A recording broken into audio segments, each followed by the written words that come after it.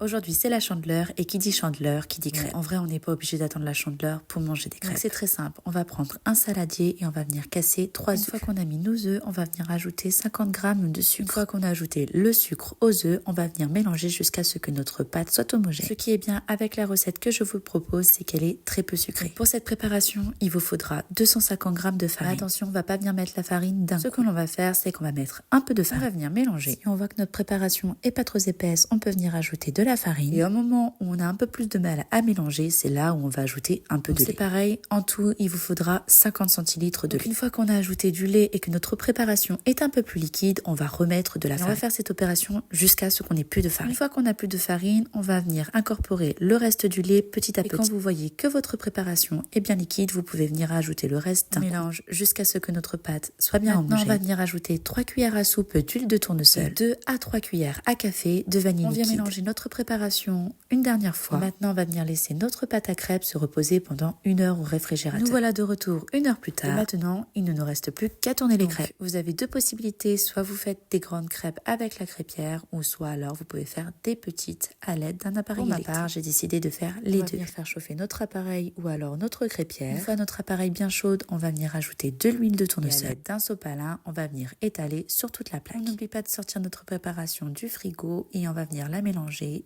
avant de s'en servir. Il ne vous reste plus qu'à étaler une petite louche sur votre appareil à crêpes. On étale bien pour faire des crêpes fines. Une fois qu'on voit que le contour commence à colorer, c'est là où on va retourner notre crêpe. On la laisse cuire encore quelques instants. Et après, il ne vous restera plus qu'à enlever vos crêpes et à répéter cette opération jusqu'à ne plus avoir de pâte à crêpes. Et voilà, maintenant il ne vous restera plus qu'à déguster vos crêpes, soit en salé, soit en sucré. Je vous souhaite une bonne dégustation et à bientôt.